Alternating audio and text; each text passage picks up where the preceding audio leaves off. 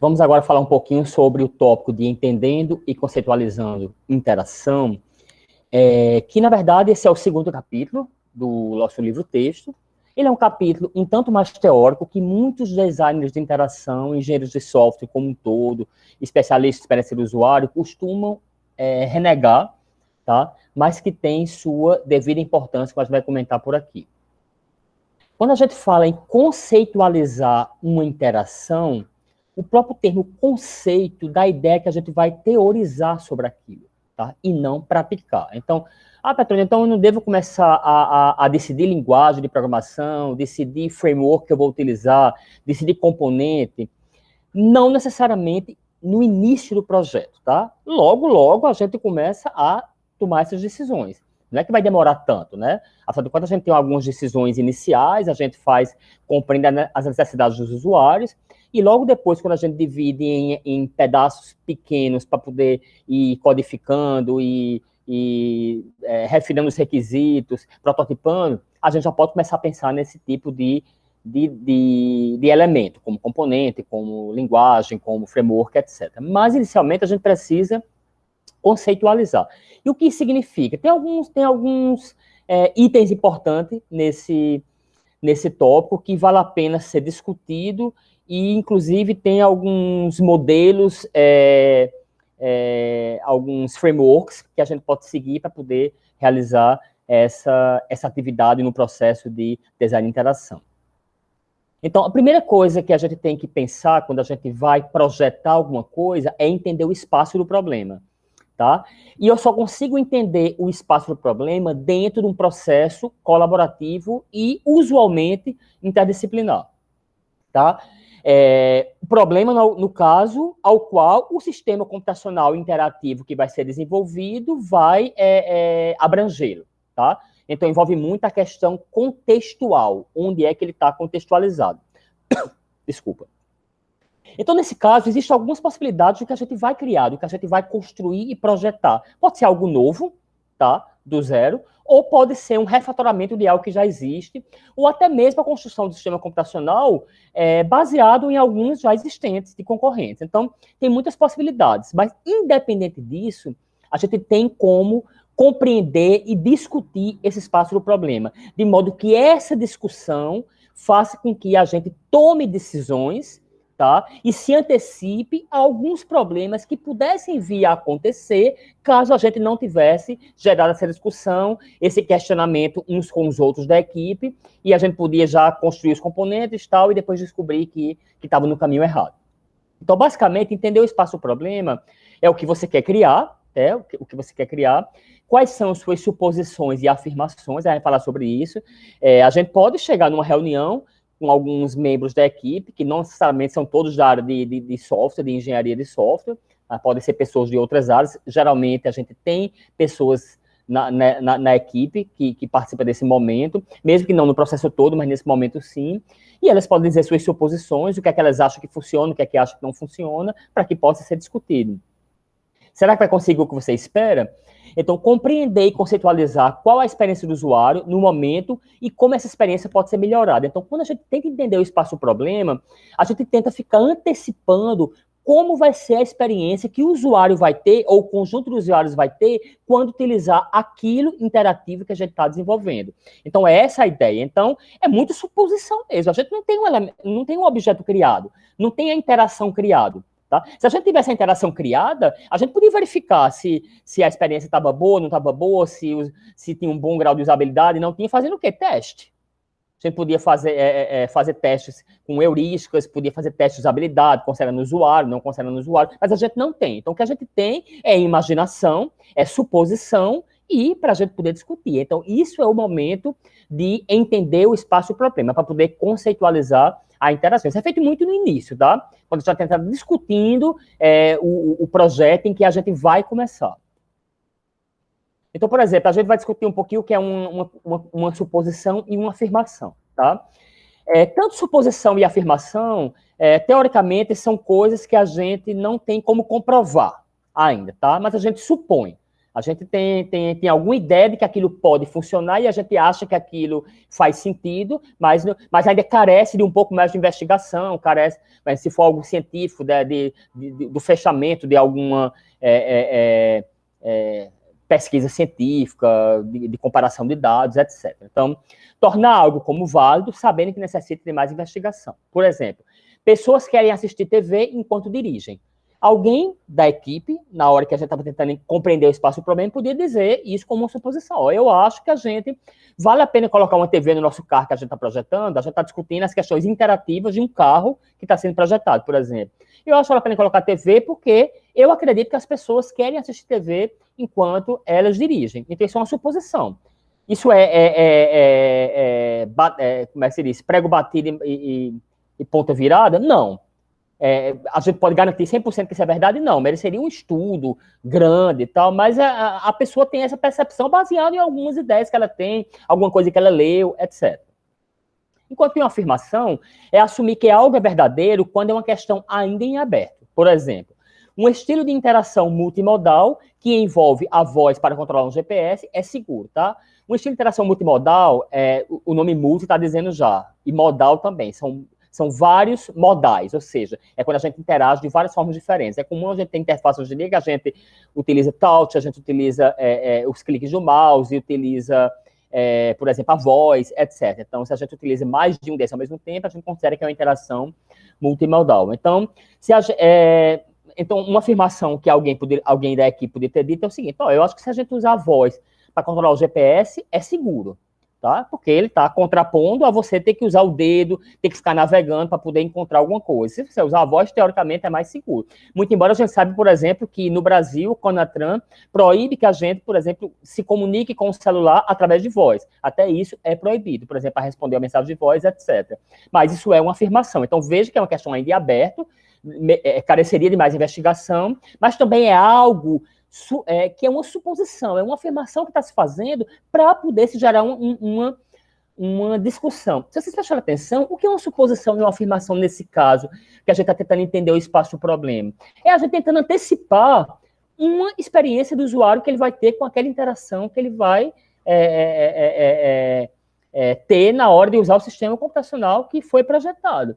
Tá? Então, a gente não tem sistema ainda, a gente não tem sequer requisitos, não tem nada. A gente tem uma ideia do que seria o que a gente está querendo desenvolver, a gente está começando a discutir. E cada um está dando suas opiniões para que seja criticado pelos outros. E essa crítica, essa discussão, possa gerar o que a gente vai ver um pouquinho mais à frente, que é na construção do modelo conceitual. Então, um framework legal para se analisar o espaço-problema, um framework, para quem não sabe, é algo bem comum na área na computação, na engenharia de software também. Um framework é um conjunto de passos. Tá? Não quer dizer que sejam sequenciais, eles podem ter volta, mas na verdade é um conjunto de passos que você segue.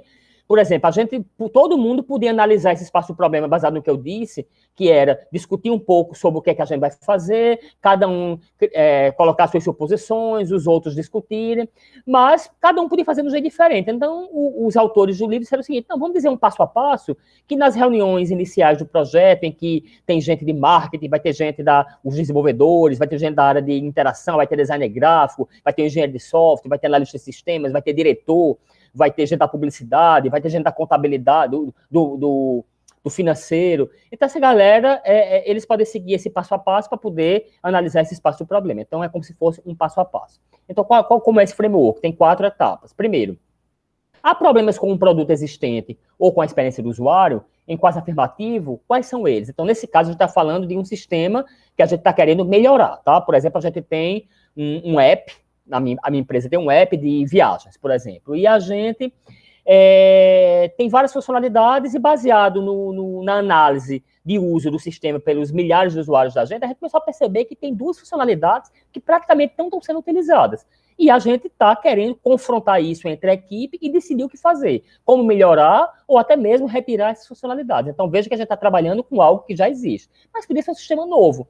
Hoje em dia, o pessoal lá da indústria tal, uma indústria multinacional que funciona lá em Pernambuco, por exemplo, a Fiat, eles estão fazendo a análise se a roda, depois que ela já está na linha de montagem, se a roda está bem encaixada ou não de forma manual. Então, eles escolhem uma amostra e tem umas pessoas de qualidade lá, uns uns funcionários de qualidade que vão lá, rodam, giram e vê se está bem colocado ou não. E está se pensando em desenvolver um sistema automatizado, utilizando visão computacional, para fazer isso de forma automatizada. Então, veja que a gente está tentando automatizar uma coisa que é feita manual. A gente poderia ver se tem problemas com... Claro, a gente poderia levantar exatamente as questões que são desse processo manual, e ao qual vai trazer insight para a gente na hora de desenvolver o sistema interativo.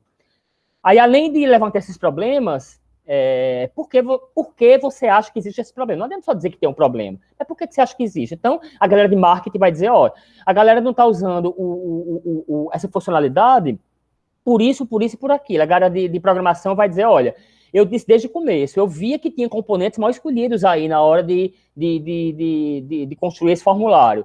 Aí o pessoal de experiência do usuário diz, olha, não tem, a gente tem feito umas análises com alguns usuários que a gente tem consultado, tem mandado alguns questionários para eles, e eles têm respondido algumas coisas, e a gente queria discutir um pouquinho aqui, por que a gente acha que é um problema? É porque eles encontraram um app mais fácil de usar, que faz a mesma tarefa, essa funcionalidade não é muito importante, considerando o contexto do aplicativo, então, teoricamente, muita gente deixa de usar e vai fazer isso em outro app, ou seja, baseado já em dados. Ou seja, cada um vai dizendo por que acha que tem problema. Primeiro se tem, depois se acha que tem problema. Isso é um processo muito na área de HC, muito na área de engenharia de software como um todo, na parte relevante do processo, que é aquela compreensão das necessidades dos usuários, e até mesmo de ideação. É muito importante que a gente não tenha crítica, tá? O processo de discordar do outro é algo plenamente possível. Na maioria das etapas, na maioria das técnicas. Em algumas, isso nem é permitido. A gente vai ver isso mais à frente, quando a gente trabalha com brainstorming, etc. Mas nesse caso, obviamente, que as pessoas vão falando os problemas, porque que acham que existe, outro pode discordar, pode concordar, mas sem criticar. É muito importante isso, porque senão você vai limitando aquelas pessoas e elas não vão participar mais. Isso é algo que acontece muito comumente. Outra coisa que deve se perguntar, como pensa que suas proposições de design podem superar esse problema? Então, que suposições você tem que você poderia, para poder melhorar isso, que você está apontando que é um problema e que você acha que existe? Então, o cara não vai dizendo, eu acho que poder fazer isso, poder fazer aquilo. A pessoa, Petrônia, então nessa parte, só os engenheiros de software, os designers de interação, vão sugerir? Não, todo mundo, porque todo mundo pode propor. Ela não precisa desenhar, ela não precisa dizer qual componente vai ser utilizado, ela vai dizer com base na experiência dela, em outros aplicativos concorrentes que ela usa, ou até em outros aplicativos de outras áreas que ela usa, ferramentas, etc. Todo mundo tem um senso crítico para poder questionar e dizer como acha que poderia melhorar ou não, tá? E, finalmente, se está participando do design de uma nova experiência, como acha que suas ideias apoiam, modificam ou ampliam as formas atuais de fazer as coisas? Então, veja que essas três primeiras é muito mais relacionado com a gente estar melhorando algo que já existe, e o último, quando é uma coisa nova, uma experiência nova, como é que você acha que suas ideias podem apoiar, modificar ou ampliar a forma atual de fazer as coisas? Que tanto pode ser manual, ainda, ou até mesmo utilizando outro sistema computacional. Então, veja que é um frameworkzinho de etapas que pode ser guiado para que não sei quem é que vai guiar essa reunião, por exemplo, de tentar delimitar o espaço do problema, mas, de repente, o diretor de experiência do usuário, o diretor de usabilidade da empresa, ele pode guiar esse processo. Até mesmo o gerente de projeto, dependendo, tá? Aqui tem uma atividadezinha do livro, vocês podem dar uma olhadinha lá. Quais são suas suposições e afirmações da TV 3D, tá? A TV 3D, quando ela foi criada, ela foi muito publicizada nos Estados Unidos, no Japão, no Brasil também. E a gente, eu poderia me arriscar a dizer hoje, claro, é cômodo dizer isso, que ela não teve o sucesso que se esperava que tivesse. Tá? Certamente, na hora de projetá-la, algumas suposições, algumas afirmações foram feitas pelas equipes de design das várias empresas, da Sony, da Samsung, etc., mas que não corresponderam à expectativa. Algumas suposições, por exemplo, que poderiam ter surgido, e algumas afirmações, na hora que as pessoas estavam delimitando o espaço do problema.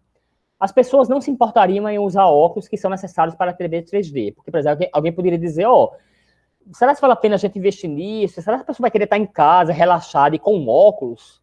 Tá? Você acha que a pessoa vai querer dizer isso? Alguém poderia dizer, não, eu acho que as pessoas não vão se importar de usar, não, óculos não. Afinal de contas, elas vão para o cinema e utilizam óculos lá, então eu acho que por isso que elas vão querer usar na TV também. Tá? As pessoas não se importariam em pagar muito mais por uma TV com essas características, ou seja, as pessoas pagam mais. Elas vão pagar 80% a mais, porque afinal de contas vai ter essa melhoria e essa imersão que ele pode ter no programa que ele estiver assistindo, através da terceira dimensão. Outra suposição. As pessoas gostariam de ter mais nitidez e das cores proporcionadas pelo 3D. Seria uma afirmação, por exemplo, que alguém poderia fazer. Tá? Ele poderia ter isso baseado em feedbacks que ele tenha recebido de uma pesquisa que ele leu, poderia ser o engenheiro de experiência do usuário, ou um pesquisador de experiência do usuário de uma empresa, teria dito, eu analisei, antes de vir para cá, eu analisei alguns artigos, imagine que nem existe televisão, é algo novo que vai ser criado. Então ele dizia, eu analisei algumas experiências de usuários de cinema 3D, e eles dizem que gostam muito da nitidez, das cores proporcionadas. Então ele faz essa afirmação, tá, achando que também vai funcionar para a TV. Pessoas gostarão de carregar seus próprios óculos personalizados, que alguém poderia ter dito, mas aí como é que vai funcionar quando as pessoas receberem visitas? Não faz sentido, aí não vai poder usar a TV, ou vou usar somente alguns programas que não tenham 3D, mas isso vai funcionar? Não vai? Aí alguém faz a suposição, não, eu acho que vai virar uma febre. As pessoas vão querer colocar seu óculosinho colorido, tal, dentro da bolsa, ou seja, vai virar, de repente, um novo gadget que as pessoas vão querer utilizar. Ou seja, são suposições e afirmações que fizeram, naquele momento, de delimitar o espaço do problema. Então, alguns benefícios básicos de conceitualizar, tá, a interação, tanto delimitar o espaço do problema, quanto logo após conceitualizar essa interação, orientação. As equipes de design fazem tipos específicos de perguntas sobre como o modelo conceitual será compreendido pelos usuários-alvos. Então, essa orientação que é dada, tanto quando a gente vai discutir o espaço-problema, quanto quando a gente vai gerar o modelo conceitual da nossa interação, é que se gera muita discussão e a equipe faz muitas perguntas já imaginando como os usuários-alvos vão ter experiência utilizando aquele sistema interativo. É uma atitude de mente aberta, tá? Previne que a equipe de design se restringam o foco logo no início. Se a gente não faz isso, se a gente não discute esse espaço do problema e o modelo conceitual, é muito possível que alguém tome uma decisão inicial, alguém que tem um poder dentro da equipe, e esse modelo conceitual seja seguido e muitas outras discussões vão ser feitas, vai compreender a necessidade do usuário, vai utilizar técnicas de observação, de entrevista e tal, mas em cima de uma ideia inicial que, de repente, pode se mostrar como errada. Por quê? Porque a gente não teve essa discussão inicial com a mente aberta para ouvir todo mundo. Outra coisa, base comum. É muito importante que as equipes de design e essas várias, especialmente quando é uma equipe multidisciplinar, que a gente geralmente tem engenheiros de software, tem designers gráficos, tem pesquisadores de experiência do usuário, que podem ser formados em psicologia e computação ao mesmo tempo. Pode ter engenheiros também que fazem parte do processo, se for um tipo de projeto de hardware co-design, pessoal de marketing, de publicidade. Então, é muito importante que tenha essa base comum, em que a gente possa discutir em cima de elementos comuns, em cima de um modelo conceitual comum, em termos de tarefas comuns que vão ser oferecidas pelo sistema interativo, de como essas tarefas são relacionadas, o que está dentro de quê, etc. Uma base comum onde todos possam trabalhar na mesma linguagem. Então, um modelo conceitual, que é o conceito principal deste capítulo, é uma descrição de alto nível de como o sistema é organizado e operado. Esse conceito é de 2002, de Henderson, que é um grande pesquisador, de Johnson e Henderson, que é um grande pesquisador, são grandes pesquisadores da área de HC, então americanas, tá? Então, olha que conceito bem simples, é uma descrição de alto nível de como o sistema é organizado e operado, então, ou seja, altíssimo nível, tá? A gente está pensando em componentes, não está pensando em como é que o sistema vai se comportar, não, é de uma forma bem geral, como a gente acha que a mesa está posta, o que é que a gente vai trabalhar sobre o quê, às vezes o relacionamento entre eles, algumas ideias de outros sistemas que a gente pode trazer, de algumas metáforas, de como aquilo pode se comportar, já pode ser discutido aqui também, mas sempre num alto nível, tá? O baixo nível vai ser ao longo do processo de design e interação. Esboça o que as pessoas podem fazer com o produto e quais conceitos são necessários para entender como interagir com ele. Então, quando eu digo esboça como as pessoas podem, o que as pessoas podem fazer com o produto, exatamente está dizendo o seguinte, eu vou desenvolver um produto interativo para resolver tal coisa, ou para substituir aquele, ou para melhorar aquele ali, e como é que eu penso que as pessoas podem interagir com ele no alto nível, tá? Considerando que eu tenho um problema, eu já sei quais são as eficiências lá, como é que eu posso melhorar isso? E depois, quais são os conceitos que fazem parte disso, tá? Pensar só no geral, não, as pessoas vão interagir assim, assim, assado. Vai ter, por exemplo, um grande portal, que ele vai se parecer com um jornal, com várias seções, e dentro de cada seção tem uma categoria. Pronto, é pouco. Eu posso ter mais, eu posso definir ainda quais são os conceitos dentro dele, quais são as partes que formam aquelas categorias, o que é que tem dentro de cada categoria. Eu posso chegar a esse nível de detalhe ainda, que eu ainda estaria no alto nível. Habilita os designers a endireitar seu pensamento antes de começar a definir layout de componentes, de interface ou detalhes mais de baixo nível, tá?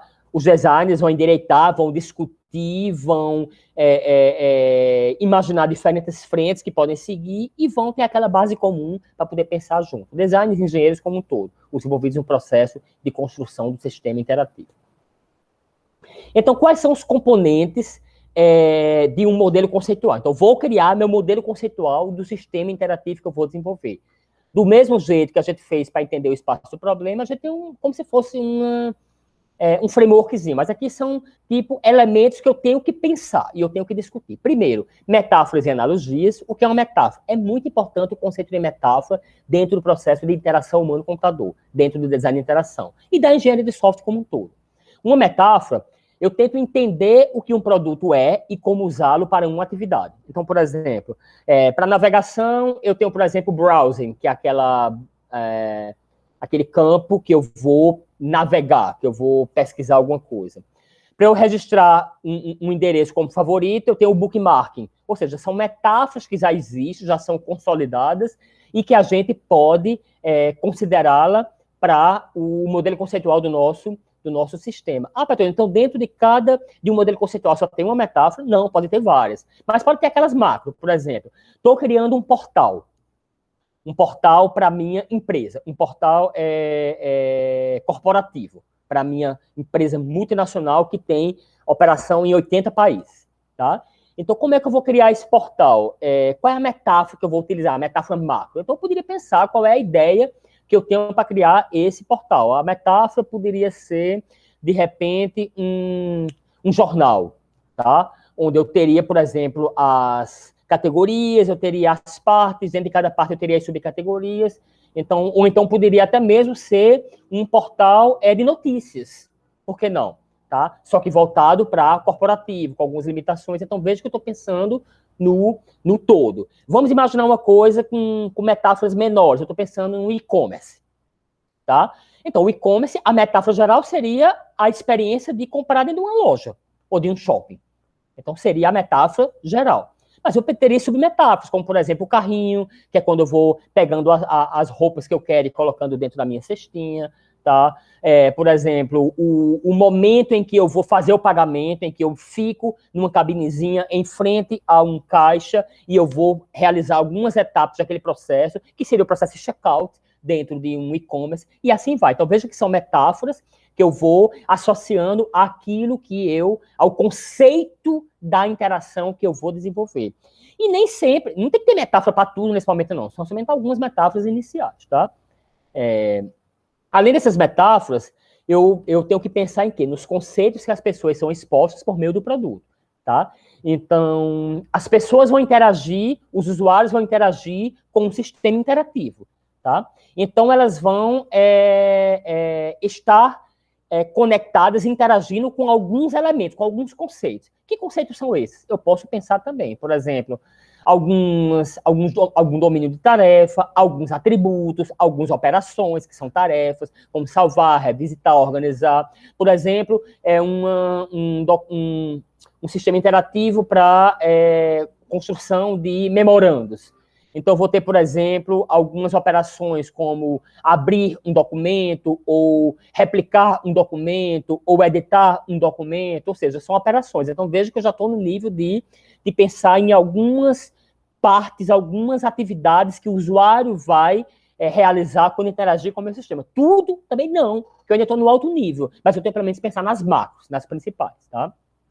Claro que isso, depois de pensar na metáfora inicial, de pensar como é que vai ser a ideia do sistema, de já pensar no espaço do problema, do que é que está errado, do que é que está ruim, do que a gente pode melhorar, de ouvir as suposições de todo mundo. Então, veja que é um processo, a definição do espaço do problema, junto com esse momento de criar o modelo conceitual, que pode ser uma reunião posterior.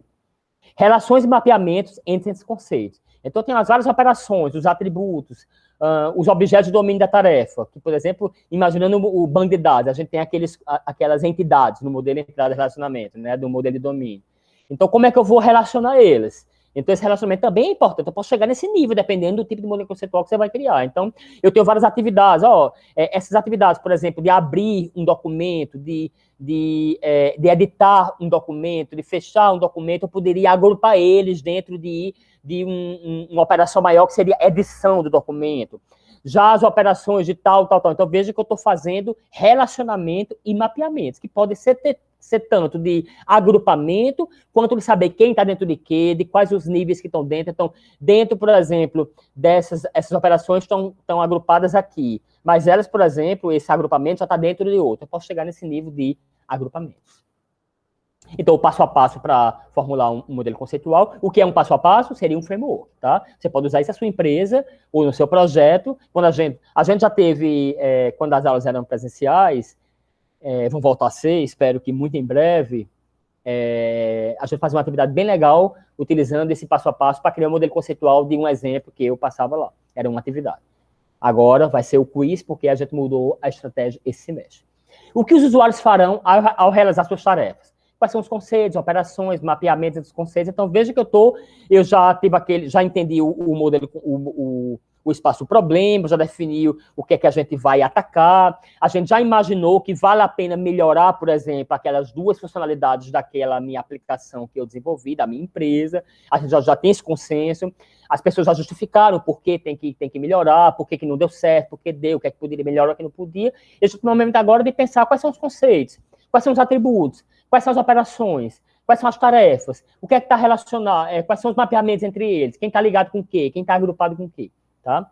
Como o sistema vai suportar isso? A gente já pode pensar como é que ele vai suportar isso. Não, eu já posso pensar em alguns componentes em alto nível, sim, não tem nenhum problema.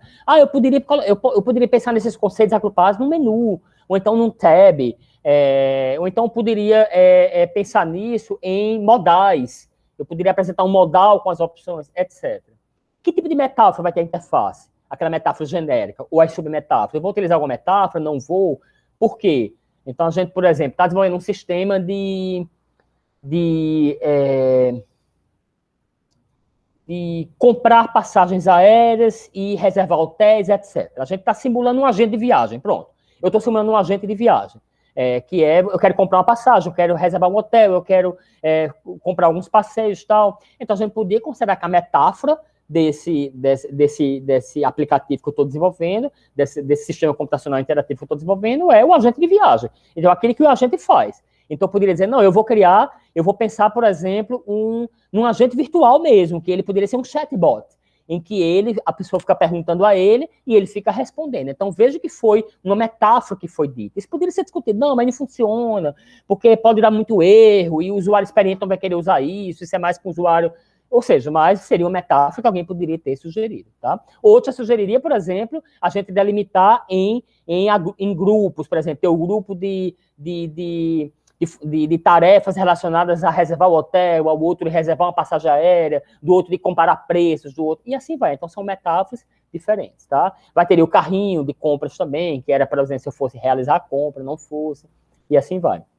E, finalmente, a última pergunta que a gente faz para poder guiar o processo de construir um modelo conceitual é que tipos de modo de interação e estilos utilizar. A gente não viu ainda quais são os tipos de interação, eu vou falar um pouquinho logo, já no próximo slide, ou daqui a uns 2, que basicamente a interação por instrução, a interação conversacional, a interação, como é que se diz, manipulação direta e a interação exploração. Então, são os 4 tipos básicos de interação, que a gente também tem que definir já agora qual utilizar. Por exemplo, eu estava dando um exemplo agora há pouco sobre a questão do agente virtual. Geralmente, ao utilizar um agente virtual, eu estou utilizando o estilo de interação ou modo de interação conversacional, em que o usuário conversa, ele mantém um diálogo com o sistema para resolver o que ele quer resolver. Tá? Já outro poderia dizer, não, eu queria utilizar o modo de interação instrucional, em que eu dou instruções ao sistema. Instrução não quer dizer que é comando, pessoal, linha de comando, shell, não. Pode ser clicando, tá? Mas não deixa de ser da instrução. Então, como avaliar uma metáfora? A gente tem que ver se a metáfora fornece uma estrutura de preferência familiar. Então, cada metáfora que um membro da equipe sugere, a gente tem que discutir entre a equipe. O quanto a metáfora é relevante para o problema. A metáfora da interface é fácil de representar? Seu público entenderá a metáfora, afinal de contas, a metáfora vai representar o conceito do sistema. As pessoas vão entender. Isso é interessante ter essa observação, porque nem toda metáfora é baseada em algo que já existe. Isso é o normal. O normal é a gente se basear. Dificilmente a gente cria uma coisa nova, mas coisas novas são criadas em tempos, coisas disruptivas, tá? Tem alguns grandes designers, algumas grandes empresas que criam coisas. Então, imagina quando essa coisa foi criada pela primeira vez, ela não tinha referência, tá? Geralmente, a metáfora ela veio do mundo analógico, alguma coisa do tipo. Então, isso é algo muito, muito interessante, tá? O quão extensível é a metáfora? Então, são algumas perguntas que a gente tem que fazer para saber se a metáfora é boa ou ruim. Aqui tem um exemplozinho, vocês podem ler no livro. O livro está lá disponível ainda na plataforma da disciplina. Aqui tem alguns outros exemplos de metáforas para o sistema de vendas online. Carrinho de compras é um, procedimentos para checkout é outro, one click é outro, embalagem de presente é outro, caixa registradora é outra. Uma coisa que eu esqueci de falar é que quando a gente está pensando no espaço do problema, e quando a gente está pensando no modelo conceitual do nosso sistema interativo que a gente vai desenvolver, é um momento que a gente não tem que ficar pensando em componentes e tudo isso. Por quê? Porque é o momento que a gente tem que estar em mente nos objetivos de usabilidade, tá? E nos objetivos de experiência do usuário. Então, a gente tem que estar sempre com ele em mente. Na questão da segurança, na questão da eficiência, na questão da eficácia, tá? Então, tem em mente aqueles objetivos de usabilidade, também de experiência do usuário, porque não, é agradável, isso vai ser interessante para o usuário, vai ser divertido para ele, afinal de contas, é importante que seja divertido, considerando o contexto da nossa aplicação. Então, em que momento mais a gente vai ter para discutir esses objetos de usabilidade e experiência do usuário, se a gente já estiver lá na frente, já tiver definido o conceito do nosso sistema? Pode ainda pensar em alguma coisa, mas o momento ideal é esse, que a gente coloque essas suposições e já imagine como seria o usuário interagindo com esse sistema, experienciando esse sistema, se funcionaria, se não funcionaria. Claro que tudo é hipotético ainda, mas é o momento ideal de fazer esse tipo de associação, tá?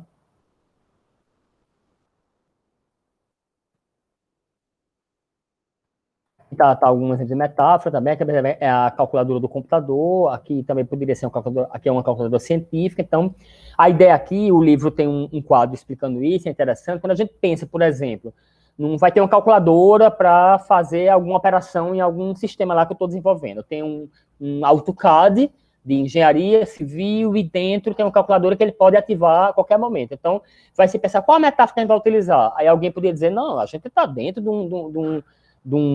está desenvolvendo um sistema que é para engenheiros, então nada mais justo do que colocar uma calculadora científica. Afinal de contas, o engenheiro, ele aprende na universidade, em várias disciplinas, a utilizar essa calculadora científica, tá? Aí alguém poderia discutir, isso é uma suposição, mas alguém poderia discutir, mas será que vale a pena? Imagina que você usando esse sistema, olha que está pensando já o quê? A pessoa experienciando a interação naquele sistema. Vamos lá, o que é que a gente vai fazer nesse sistema? Quando usa na calculadora?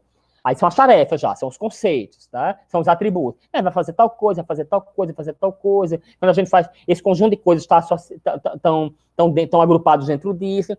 Aí alguém poderia dizer, você está vendo que 90% das ações que você vai fazer, todas são com operações básicas de mais, menos, vezes e dividir. Então, para que colocar uma calculadora científica e não uma calculadora normal? Então, isso é o tipo de discussão que deve ser antecipada para que a gente não tome uma decisão que poderia ser tomada por uma pessoa só e ser discutida nesse momento de definir o espaço do problema e definir o modelo conceitual. Eu acho que esse exemplo é muito bom para pensar nisso, tá? E, finalmente, para acabar o capítulo, que é um capítulo menor, são os tipos de interação. Existem 4 tipos de interação: instrução, conversação, manipulação e exploração. Eu vou tentar ser mais breve para não ficar muito longo. Os slides estão disponíveis na plataforma e o livro também. Vale a pena dar uma lidinha, porque tem alguns exemplos interessantes. Então, o que é que diferencia basicamente um do outro? Isso cai em concurso direto, tá? Para fiquem atentos. Na parte de HC, design de interação, dentro da ciência da computação, nos concursos de desenvolvimento de software, cai bastante esses tipos de interação. Instrução, emissão de comandos e seleção de opções. Então, é quando eu quero passar comando para o sistema. Tá? Eu quero interagir passando comando. Então, isso é muito da época que a gente ainda utilizava o prompt, o DOS, ou o Linux, ou o Unix, muitos... Claro que todos aqueles sistemas que são para pessoal de redes, tal, que usa muito shell, todos são por comando, obviamente. Mas, por exemplo, quando eu estou utilizando um editor de texto, quando eu fico mandando salvar, abrir, copiar, colar, isso eu estou passando instrução para o sistema, muito embora eu esteja fazendo isso com um mouse, clicando, tá? Ou, por exemplo, com um touch, se for um tablet, e assim vai. Então, se eu passo comandos, se a ideia é eu passar um comando, selecionar alguma coisa, isso é instrução. Conversação. Eu interajo com o sistema como se eu estivesse conversando. Ah, patrão, aí você complicou, porque... dá um exemplo. Então, um agente virtual. Eu tenho a página, por exemplo, da Gol Linhas Aéreas, em que eu posso comprar uma passagem, posso reservar, posso fazer check-in, posso olhar meus pontos, posso fazer um monte de coisa no sistema, mas eu tenho um agente virtual lá, que eu poderia fazer boa parte dessas coisas conversando com alguém que poderia se pensar que era uma outra pessoa do outro lado, mas na verdade era um chatbot, nada mais era que um assistente virtual. Então, eu interajo com ela, eu converso. Quando eu coloco um agente virtual daquele, eu estou tentando alcançar pessoas tecnofóbicas que não gostam muito de tecnologia, ou que têm medo, ou que acham que não vão conseguir, porque não vão conseguir encontrar, não vão conseguir navegar, e ela quer conversar. Então, é bem complexo, porque eu tenho que entender o que a pessoa está querendo perguntar e eu tenho que responder, tá? Mesmo que, às vezes, eu responda colocando links para ela clicar e ela ter que passar algumas instruções. Mas veja que, nesse caso, há um processo de diálogo. Ou então, por exemplo, eu estou interagindo no celular, tá? E a conversa, o outro lado vai me guiando para que eu fique digitando algumas opções para realizar alguma ação ou para ser atendido. Muita operadora de celular faz muito isso. Então, veja que o processo que alguém está conversando comigo e está me pedindo para escolher algumas coisas e eu estou conversando, nesse momento eu estou em processo de conversação, tá? Muito embora, quando o sistema pede para eu escolher alguma coisa e eu escolho aquela opção, eu estou passando instrução para o sistema. Então, veja que, às vezes, a conversação dentro dela, eu tenho algumas instruções que eu passo. Mas, num caso como esse, se fosse um concurso e perguntasse que tipo de interação é esse, escolhia conversação, tá? Embora, dentro de cada etapazinha da conversação, muitas vezes é uma instrução que você passa. Mas o todo é uma conversação. E a conversação pode ser por voz, pode ser digitando, pode ser escrevendo, etc. Mas desde que eu mantenha um diálogo. Manipulação é diferente, tá? Até mesmo de instrução. Porque manipulação dá a ideia de que eu tenho um sistema interativo e eu manipulo os objetos e os atributos que estão dentro daquela interface, e o resultado dessa minha manipulação, o feedback é imediato. Tá? Por exemplo, vou voltar para a instrução. Quando eu faço alguma instrução, que eu peço alguma coisa, geralmente tem um feedback, acontece alguma coisa, mas geralmente o feedback às vezes é depois, é na forma de um texto, por exemplo, um som, etc. Na manipulação, imagine que eu estou utilizando um sistema de modelar diagrama de classes. Estou estudando diagrama de classes lá, que é RUP, é UML, e eu estou usando um sistema que é o modelo. Eu crio as caixinhas e tal. Então, quando eu, por exemplo, crio uma caixinha, tá? Crio outra, clico numa, arrasto para o outro. Ou seja, eu estou manipulando um sistema interativo e o resultado ele é imediato. Aí eu pego aquela caixinha, clico nela, ou boto no dedo, se for uma tela touch, e arrasto. Tá? Ou então eu clico nela e abro, aumento, ou seja, eu estou manipulando a interface, os objetos da interface, e o resultado ele é imediato. Então isso é muito comum em sistemas de apoio à construção de alguma coisa. Então, sistemas usados por arquitetos, por engenheiros de software, somos nós, por engenheiros, em que a gente manipula muito um espaço, fica arrastando, fica colando, fica aumentando, fica diminuindo, é chamada de manipulação direta. A gente tem agora os mobile, né? Então, existem alguns sistemas computacionais, isso é algo que muita gente confunde, em que não é porque a gente está usando um celular, um mobile, que a gente, só porque está clicando nele, isso é uma manipulação direta. Não, esse toque lá para poder fazer alguma ação, isso é uma instrução que eu estou passando que poderia ser substituída pelo mouse se fosse um computador, tá? Mas, claro, se eu tenho alguma coisa que eu fico arrastando, que eu fico aumentando, manipulando, isso é manipulação direta. Mas, uma interface, ela pode ser mais de uma dessas ao mesmo tempo? Claro que sim, tá?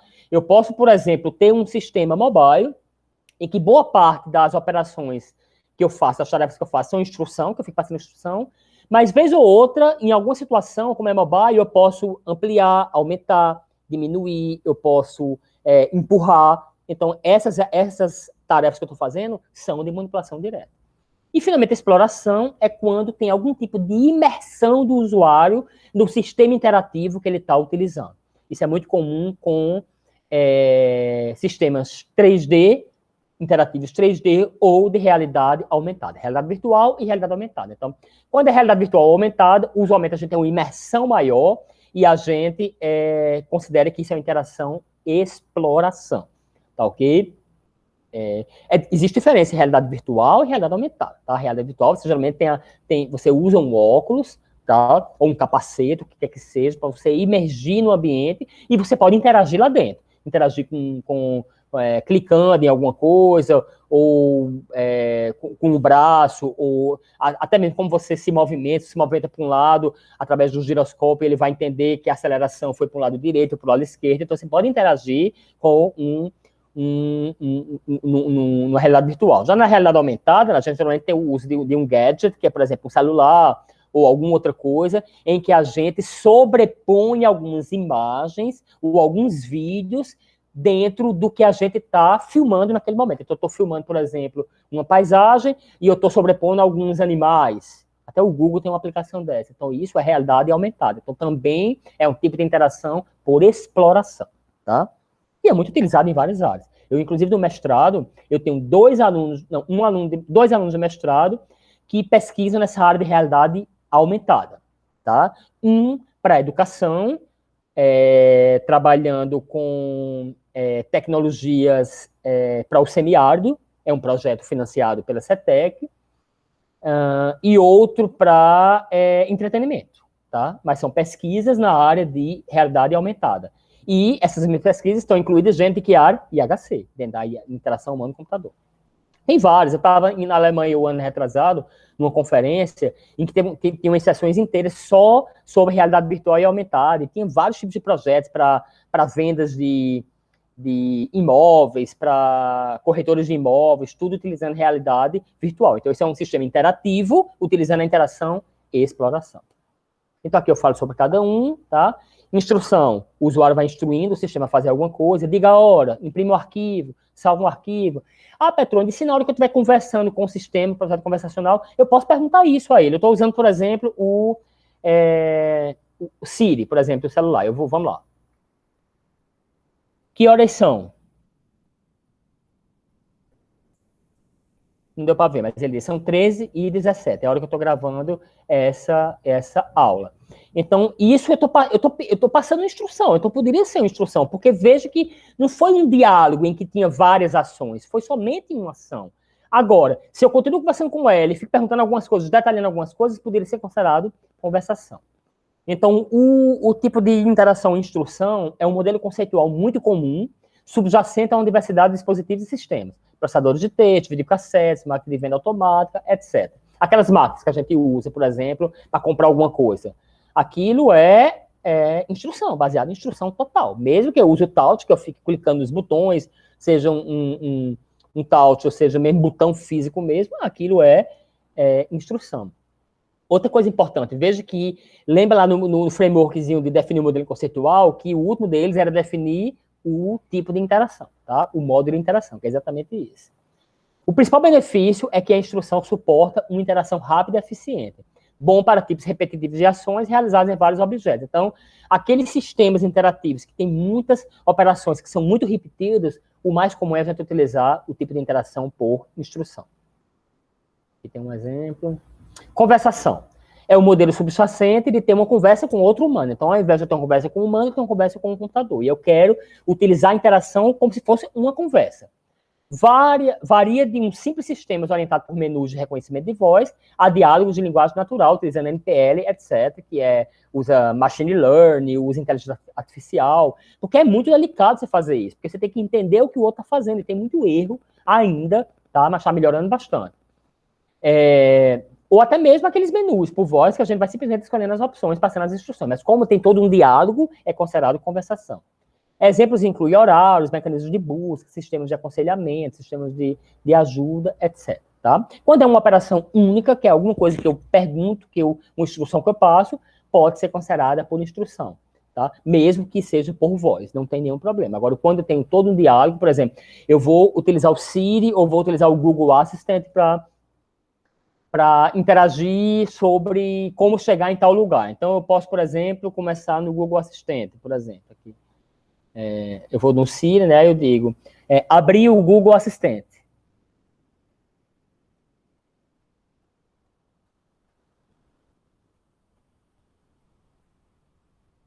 Como eu faço para chegar no IFPB?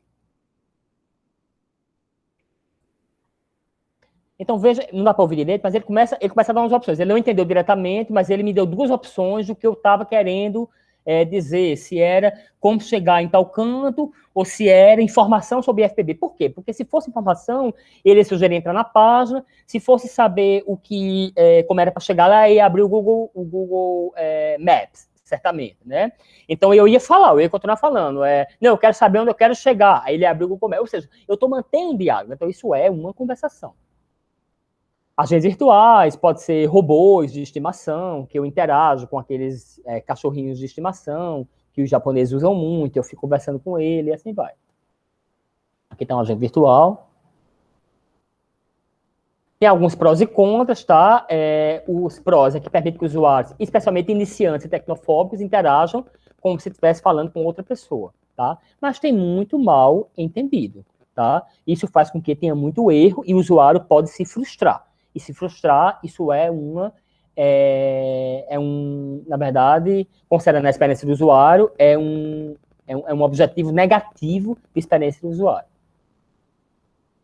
Manipulação direta envolve ações de arrastar, selecionar, abrir, fechar, aplicar zoom em objetos virtuais, explorar os usuários sobre como eles se movimentam e manipulam o mundo físico, pode envolver ações de controladores físicos, como, por exemplo, o Wii, ou gestos aéreos, como o Kinect, por exemplo. Veja que o Kinect é para manipulação direta, que é porque eu vou manipular, eu vou arrastar, alguma coisa desse tipo. Muito utilizado em desenvolvimento mobile. Por que as interfaces de mensagem direta, de manipulação direta, são tão agradáveis? Isso é muito importante, vai ter algumas questões no quiz sobre isso. Primeiro que o feedback é muito rápido, porque o feedback é imediato. Quando eu manipulo alguma coisa, o resultado já está, por exemplo, se eu quero mover algum objeto daqui para cá, o feedback já é imediato, porque a coisa se mudou. Eu não tenho que esperar um feedback de uma mensagem, de um som, tá? Usuários experientes podem trabalhar com extrema rapidez para realizar uma ampla gama de tarefas. Usuários intermitentes podem reter conceitos operacionais ao longo do tempo, que é tudo tão claro, está na sua cara. Você sabe que pode ver ali e arrastar, então mesmo um usuário que usa aquilo eventualmente a cada 6 meses, ele facilmente lembra como usar, porque é algo muito direto. Mensagens de erro raramente são necessárias, porque o resultado já é imediato. Os usuários podem ver imediatamente suas ações. Os usuários experimentam menos ansiedade, tem pesquisa sobre isso, porque eles sabem que o resultado, o feedback vai ser direto. E os usuários ganham confiança e domínio e se sentem no controle muito facilmente. Exploração, a gente usa geralmente ambientes virtuais ou físicos para explorar a interação, tá? Os ambientes físicos com tecnologias de sensores incorporados, pode ter aqueles sensores pregados no corpo, ou até mesmo quando eu tenho um ambiente de realidade virtual, que eu tenho um óculos ou um capacete, os próprios sensores do próprio equipamento para ver distância, GPS, acelerômetro, vai me ajudar a identificar para onde eu estou me mexendo, para onde eu não estou, ou até mesmo a gente às vezes segura alguns objetozinhos que faz parte do sistema para poder saber como é que eu estou me mexendo, onde é que minha mão está, ou então se eu visto alguma camiseta e tem sensores na camiseta, quando eu estou me mexendo, ele vê onde é que eu estou clicando, onde eu não estou clicando, e assim vai. Então, na verdade, eu uso um conjunto de sensores da tecnologia, ou que estão pregados no meu corpo, ou no meu dedo, onde quer que seja, para poder interagir, para poder explorar o meu sistema interativo. Qual modelo conceitual é melhor? A manipulação direta é boa para fazer certos tipos de tarefa. Por exemplo, projetar, desenhar, dirigir, dimensionar janelas. Por isso que é tão utilizado em sistemas de projetar alguma coisa, para engenheiros, arquitetos, engenheiros de software, etc.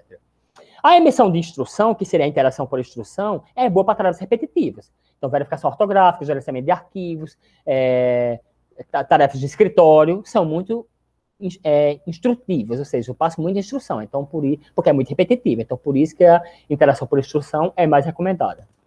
Ter uma conversa, ou seja, conversacional, é muito bom para crianças, pessoas com fobia de computador, usuários com deficiência. Então, por exemplo, estou desenvolvendo um sistema interativo para avaliar a experiência que as crianças tiveram no hospital. Ah, mas pede para o pai responder. Não, a gente quer da criança. Que criança? Criança de 1 ano, ou 1 ano e meio, ou 2 anos. Ela não sabe escrever, ela mal sabe falar, tá? Mas ela sabe interagir com o tablet. Então, ela pode ser manipulação, de arrastar, de clicar, podia ser uma manipulação direta. Não, mas para crianças de 8 a 10 anos, por exemplo, a gente poderia criar um objetozinho, um gatinho, ou um cachorrinho, ou um símbolozinho do hospital, para poder conversar com a criança, ao invés de ela ter que preencher um formulário, o sistema vai conversando com ela e ela vai dando as respostas, e, obviamente, o sistema vai entendendo e vai coletando aqueles dados. Então, é conversação. E modelos conceituais híbridos são muito frequentemente utilizados e é o melhor que tem que ser feito. Não existe o que é o melhor ou o que é pior. Existe o melhor e o que é pior para cada situação que deve ser analisada e deve ser definido no modelo conceitual. Ok, aqui até coloquei duas. Aqui foi o exemplo do New York Times, da página do New York Times, é um portal, tá? E aqui é para falar sobre a metáfora, tá? Então, aqui é uma metáfora de um jornal impresso. Veja que é a página do New York Times, que basicamente 99,999% de pessoas que acessam as informações que o New York Times cria vão pela página e não pelo jornal impresso, hoje em dia. No passado era diferente, obviamente, mas a ideia que ele tem é o do jornal impresso. Então, isso é a metáfora principal, tá? E aqui tem um exemplo do Kayak, que é uma plataforma para turismo. Então, aqui veja que a ideia da metáfora é exatamente você agrupar por operações que você pode fazer, ou que você poderia fazer numa agência de turismo. Então, seria, por exemplo, como se fosse uma agência de turismo. Então, se eu quero voos, eu venho aqui, se eu quero hospedagem, eu venho aqui, se eu quero carros, eu venho aqui,